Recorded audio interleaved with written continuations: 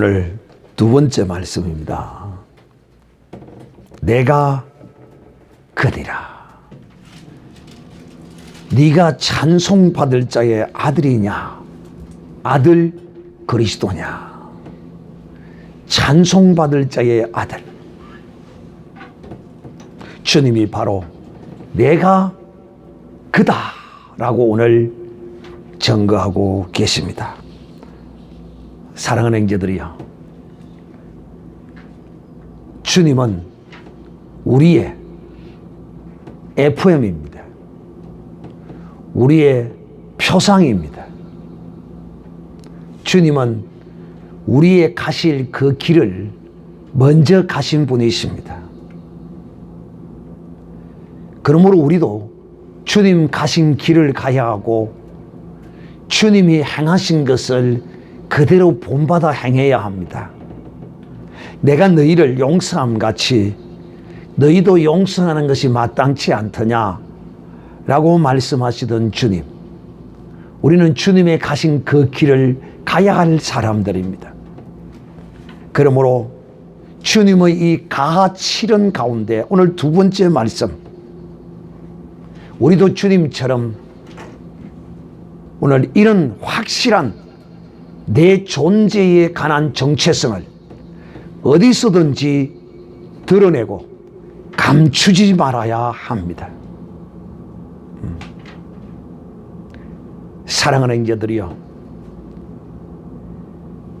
주님이 주님 자신을 어떻게 알고 계셨습니까?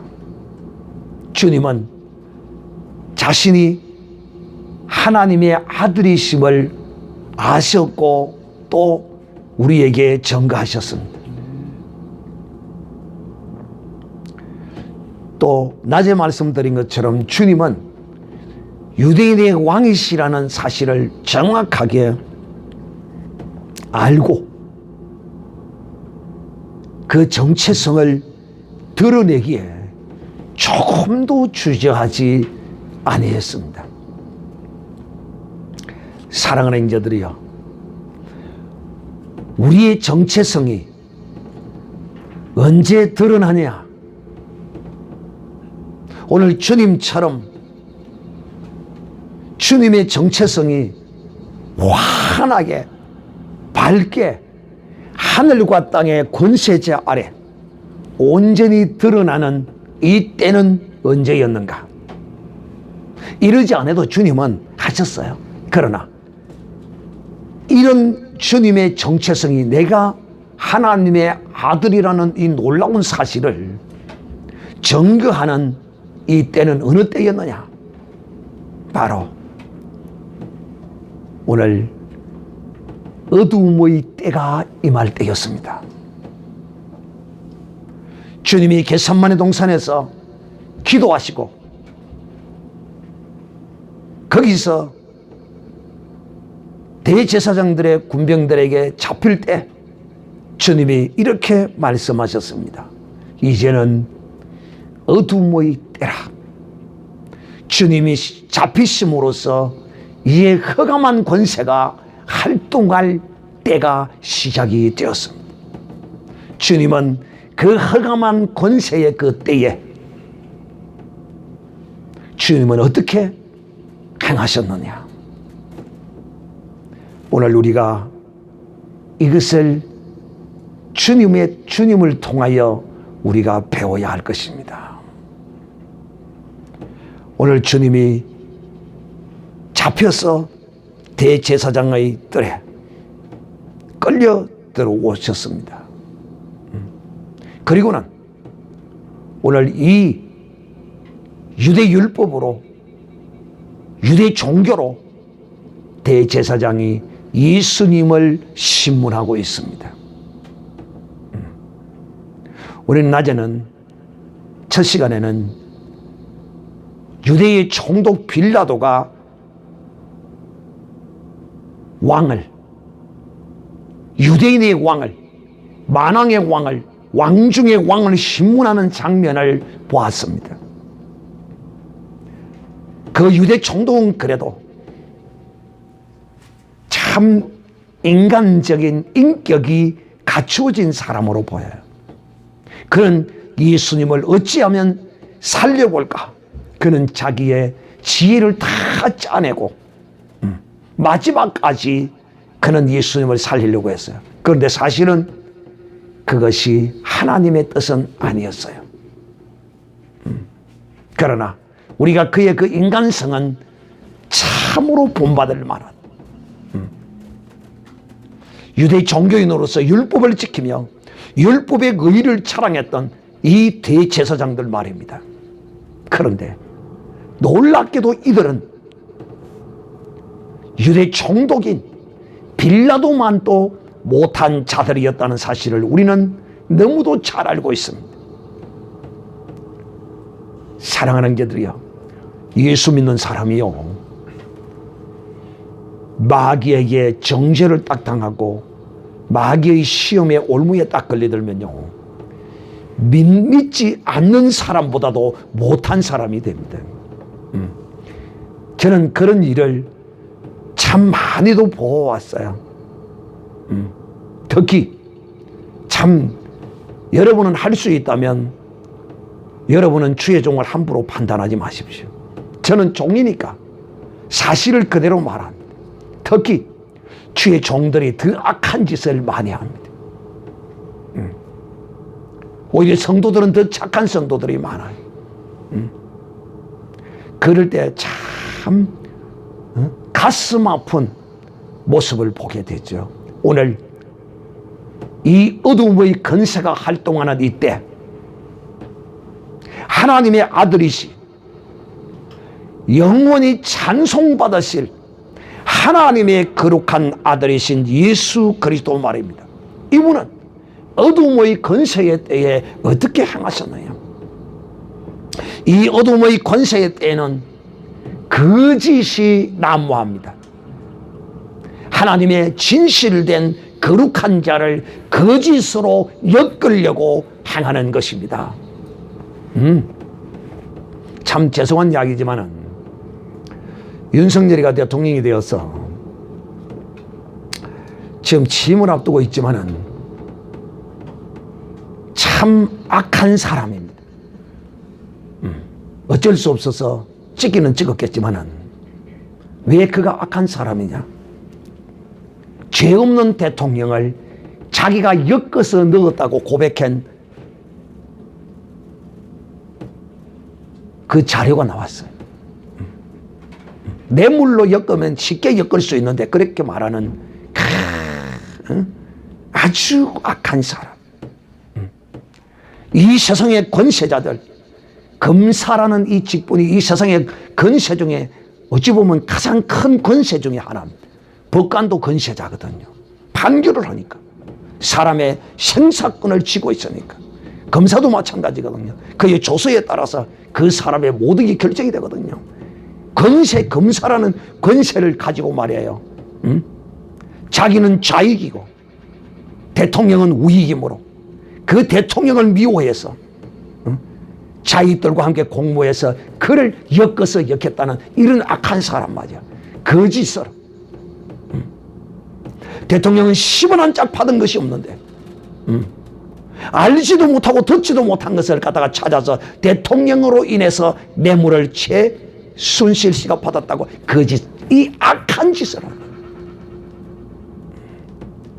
근데 참 저는 기가 막히게도 박근혜 대통령이 지금 석방되어서 지금 가택에 와 계시는데 오늘도 주일이라서 세상 사람들은 휴일이다 보니까 그 대통령 집 앞에 지금 많은 사람들이 거의 관광지 겸 또 대통령을 위로할 겸 해서 많은 사람들이 지금 방문하고 있는데 그 국정농단이라는 거짓 굴레를 씌워서 재판을 받을 때 어떤 한 순간에 박근혜 대통령이 이 재판은 각본에 짠 것이다 하면서 딱 끊어버리고 재판을 안 받더라고. 잘한 것이었죠. 거기서 더 이상 변명해봐야 아무런 극이 유익하며 이미 짜고 치는 거죠. 그런 모습을 딱 보면서 야, 역시 한 시대에 권력을 잡았던 어떤 사람은 좀 보는 눈이 다르는구나. 보는 눈. 우리 주님은 처음부터 박근혜 대통령이 성경을 좀 읽었더라면, 왕은 어떻게 신문을 받는가를 이 성경을 좀 읽었더라면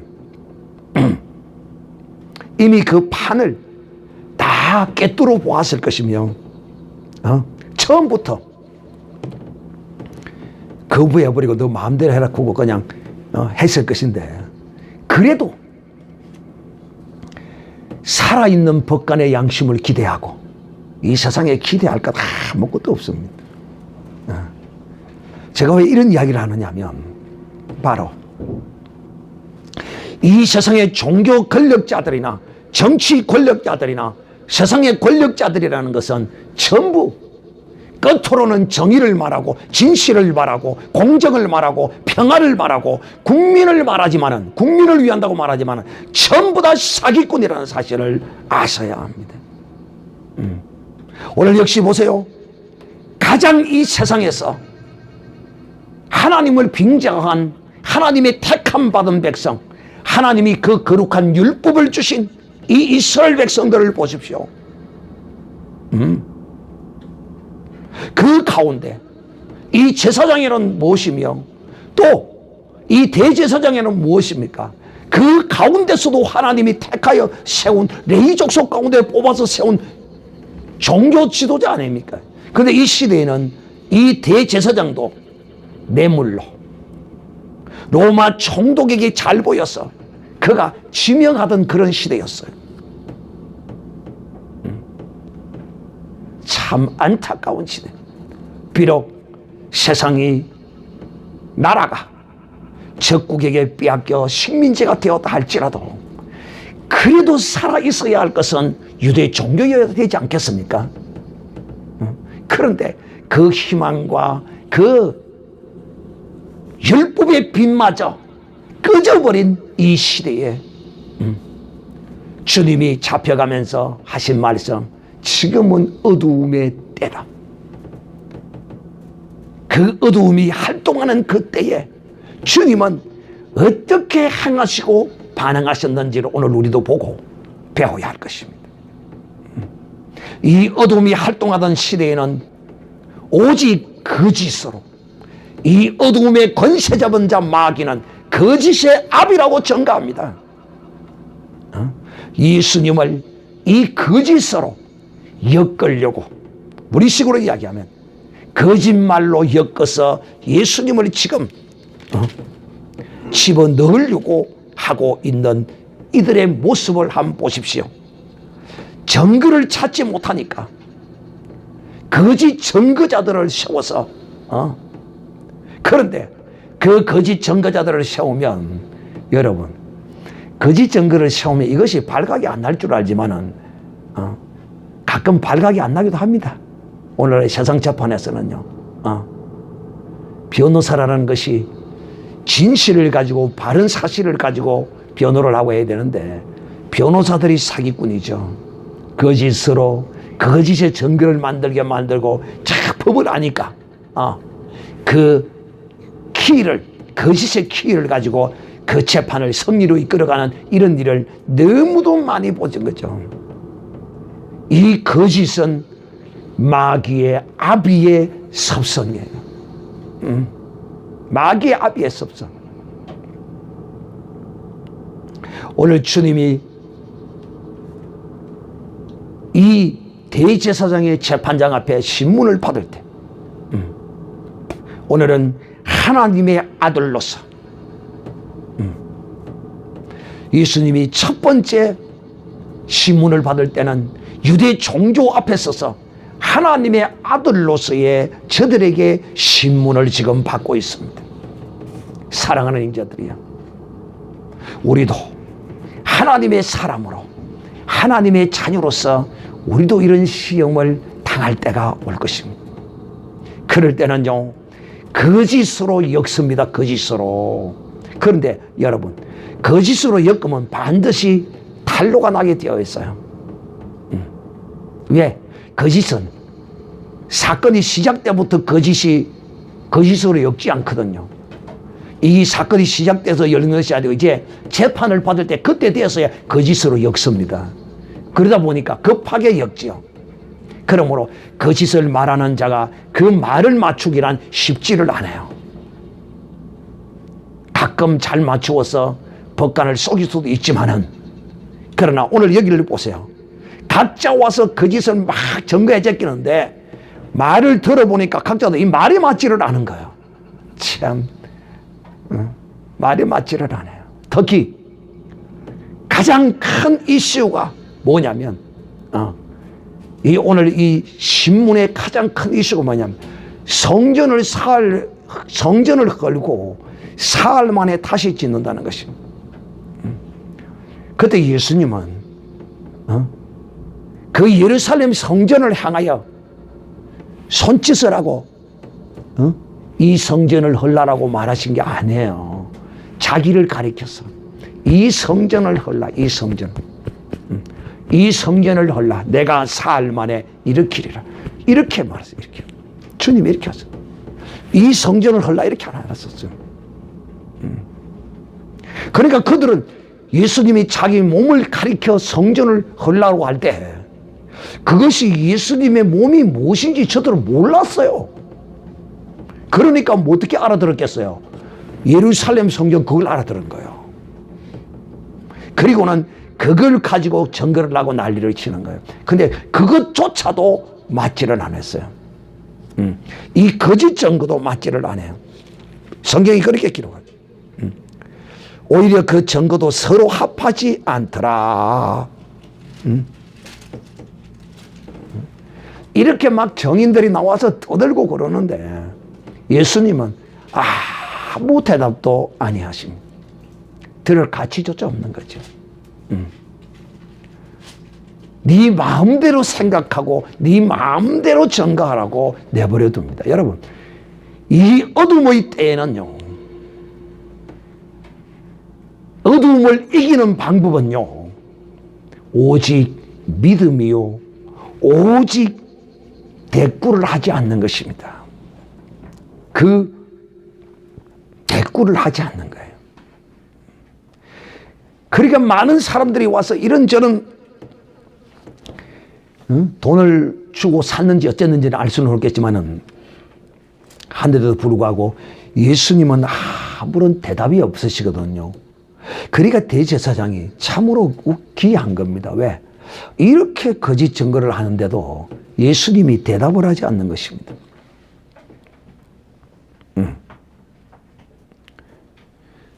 이 사람들이 너를 치는 증거가 어떠하냐? 옳으냐 그러냐? 대답 좀 해봐. 그러나 예수님은 아무런 대답도 하지 않으셨습니다. 왜?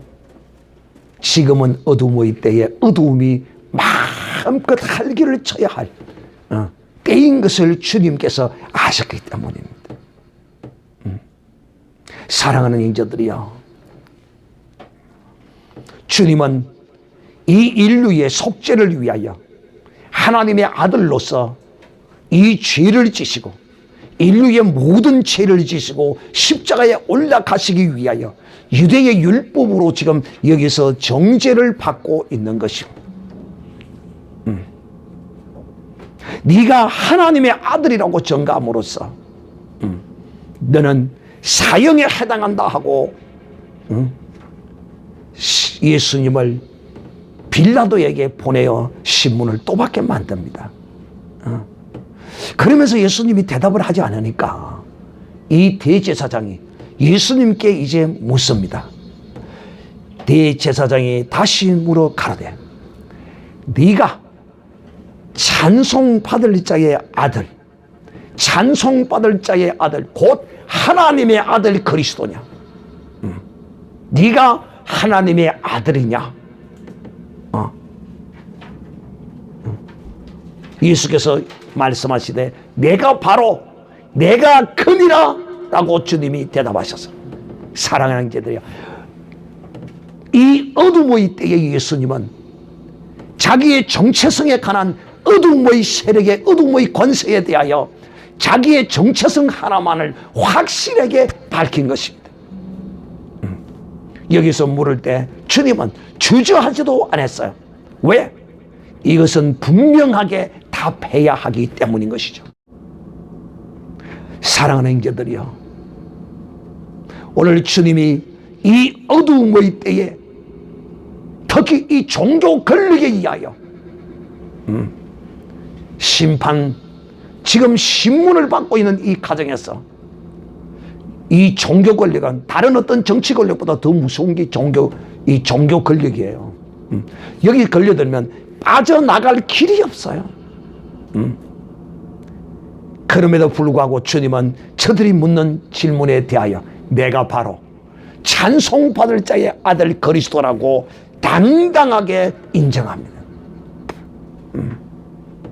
사랑하는 형제들, 오늘 이 주님이 종교 권력의 심판을 받는 이 장면을 통하여 이 세상 권세자 마귀, 너희가 마귀의 아들이라, 그 아비의 권세를 따라서, 그 거짓 아비의 행위를 따라서 너희도 거짓을 말하는구나.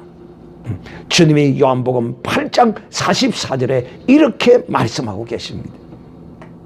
이 주님의 이 어두움의 권세 때의 주님의 이 모습이 바로 우리의 모습이 되어야 합니다. 사랑하는 형제들이여, 우리가 주 예수 그리스도를 믿고 이제 하나님의 자녀가 되는 권세를 얻었습니다. 할렐루야. 나는 하나님의 자녀다. 수목을 찍고 시면 시작. 나는 하나님의 자녀다. 나는 하나님의 자녀다. 나는 하나님의 자녀다. 이것이야말로 내 일생일 때에 나의 존재의 그 어떠함을 알게 하는 내 정체성의 확실한 답이 나는 누구냐는 것입니다. 나는 누구냐는 것입니다. 나는 김아무개의 아들이 아니에요. 나는 박아무개의 아들이 아니에요. 나는 문아무개의 아들이 아니에요. 나는 이제 예수 그리스도를 영접함으로써 예수 그리스도를 영접함으로써 사람의 아들이 아니라 하나님의 아들입니다. 예수 그리스도께서 하나님의 아들이셨던 것처럼 우리도 그 하나님이 보내신 자 아들 예수 그리스도를 영접한 우리도 하나님의 아들이 된 것입니다. 할렐루야. 이 정체성을 바로 가지고 있어야만이 이 정체성이 빛날 때가 오는데, 바로 그때가 어디냐. 여러분, 빛은 어디에 비춰야 빛의 가치가 드러납니까? 어둠이 있어요. 어둠이 없이는 빛을 빛으로 알지 못합니다. 빛이 빛 가운데서 온 빛이 빛인지를 모르지요. 그러나 어둠이 임하면 그 빛이 빛나죠. 이와 같이 사랑하는 형제들이여, 주님은 의를 위하여, 그 의를 이루기 위하여 이 어둠의 때가 주님께 임했어요. 그러나 우리도 이 의를 인하여, 주의 의를 인하여 이 어둠의 때가 우리에게도 임할 때가 온다 이 말이에요. 어느 때냐? 가장 중요하죠. 우리가 예수 그리스도인이냐 아니냐를 시험할 그 어두울 때가 우리에게도 임할단 말이에요. 그런 신문대 앞에 우리가 섰을 때 주님이 이미 이런 날이 이르를 줄을 알고, 너희가 사람 앞에서 나를 시인하면 나도 하나님과 천사들 앞에서 너희를 시인하리라. 그러나 네가 부인하면 나도 천사들과 아버지 앞에서 너희를 부인하리라 라고 말씀하셨습니다. 그러므로 하나님의 아들 이 세상에 비친 우리는, 주님이 우리를 일컬어서 이렇게 말씀하셔서 너희는 세상의 빛이라, 너희는 세상의 소금이라. 세상에 비친 우리는 이 어둠의 권세가 임할 때 주 예수 그리스도를 믿느냐 믿지 않느냐는 이 시험, 곧 네가 하나님의 아들이냐 아니냐의 시험이 어둠의 권세가 올 때 우리도 주님과 같이 나는 예수 그리스도를 믿노라, 곧 나는 하나님의 아들이다 하는 이런 고백을 통하여, 이런 고백을 가진 자는 주님이 결단코 그를 외면하지 않습니다. 첫째는 우리도 그 이름을 인한 의의 고난을 우리도 당할 수 있고, 두 번째는 의의 고난이 아니라, 사랑하는 형제들이여, 우리의 죄를 인하여 어두움의 권세의 때가 임하기도 합니다. 참 난 이런 걸 보면 우리 태균이가 믿음이 정말 대단한 사람. 왜? 지금 태균이 이 이야기를 들으면서 의를 위한 어둠의 때가 내게 임하지는 않았지만 내 죄와 내 허물 때문에 어둠의 권세가 내게 임했다. 그런데 놀랍게도 어떤 사람은 자기의 죄를 인하여 어둠의 권세가 자기에게 임하면 주를 부인하고 하나님이 내한테 이럴 수가 있느냐? 그래도 그렇지 하나님이 내게 이럴 수 없지. 그러면서 하나님을 원망하고 떠나갑니다. 자기가 잘못해서 자기 죄로 인하여 자기 마음대로 자기 뜻대로 해서 어둠의 권세를 초청했기 때문에 그래놓고도 하나님을 원망하고 떠나가요. 그런데 우리 태균이는 자기가 잘못했어. 그 어둠의 권세가 임했을 때도 하나님을 원망하고 하나님을 불평한 것이 아니라 오히려 주의 이름을 부르고 하나님을 찾아왔다는 겁니다. 이거 쉬운 믿음이야. 어떻게 하나님이 나를 이처럼 만신창이로 이렇게 만들 수 있느냐고 원망할 수 있는데도 원망이 아니라 오히려 이만큼 이렇게 된 것만도 감사할 수 있는 이런 믿음을 주신 거예요. 사랑하는 형제들이여, 우리의 이 신앙의 때에 우리의 허물을 인하여 이 어둠의 때가 임할 때 우리는 어떻게 대해야 하느냐? 바로 그것을 누가 우리에게 잘 보여주었느냐 하면 우리의 믿음의 조상인 의의 왕, 평강의 왕, 왕으로 오실 예수 그리스도를 하나님이 예표로 나타낸 다윗을 통하여 우리에게 그 어둠의 권세가, 우리의 죄와 허물을 인하여 어둠의 권세가 임하였을 때 어떻게 우리가 반응해야 할 것인가를, 다윗이 자기의 죄로 인하여 고난의 길을 갈 때 그는 이 모든 것이 하나님께서 내 죄 때문에 허락하신 것이니 너희는 더 이상 죄를 짓지 말라. 왜? 다윗이 피난 갈 때 어떤 사람이 다윗을 보고 욕을 했거든요. 꼴 좋다 다윗, 네가 못된 짓을 하고 네가 왕 같지도 않은 짓을 하고 그러니 그런 고난을 당하도 싸다. 그네가 군대 장관이 옆에서 탁 있다가 그러니까 네 아들이 반란을 일으키지, 네는 그래도 싸. 틀린 말은 아니죠. 그때 그 이야기를 듣고는 군대 장관이, 왕이야, 내가 가서 저 목을 따버릴까요? 아니다, 놔두어라. 여호와께서 허락하셨으니. 그러므로 사랑하는 자들이여, 의의 때, 의를 위하여, 하나님의 나라와 의를 인하여 당하는 이 어둠의 때의 권세에서는 예수님과 같이 행하면 돼요. 오직 한 가지에만 답하면 끝이에요. 그러나 내 죄와 허물을 인하여 이 어둠의 때가 내게 임하였을 때 우리는 그 어둠의 권세에 우리의 모든 것을 맡기고 하나님의 뜻대로 이루어지기를, 맞으면 맞고 치면 침을 받고 침을 뱉으면 침뱉음을 당하고 묵묵히 그걸 당할 줄 아는 사람이 되어야 합니다. 우리에게 딱 임하는 어둠의 때는 딱 두 가지예요. 내 죄와 허물을 인하여 임하고 아니면 주 예수 그리스도의 이름을 인하여 그 이름 때문에, 예수 그리스도를 믿는 이 믿음 때문에 이 어두움의 그늘이 내게 임할 때가 온다 이 말이에요. 그때 우리가 진실로 하나님의 나라가 가까운 줄을 알고 하나님의 낙원에 들어갈 길이 가까이 있는 줄을 알고 내가 믿음으로 고백하면 어떤 일이 벌어지느냐? 인자가 하나님의 영광의 보좌에 앉는 것을 보게 됩니다. 할렐루야. 이런 믿음을 가진 자에게는 인자가 하나님의 영광의 보좌에 앉는 것을 본다니까요. 이 말이 뭔 말입니까? 내가 그 나라에 들어간다는 겁니다. 이런 믿음을 가진 자, 이런 신앙의 고백을 가진 자, 내가 바로 하나님의 아들, 나는 예수를 부인할 수 없어. 그분은 나를 위하여 십자가에 죽으신 분이야. 또 첫째는 보좌에 앉는 것을 보게 될 뿐만 아니라 두 번째는 하늘 구름을 타고 오는 것을 보는 이런 은혜가 있다는 거예요.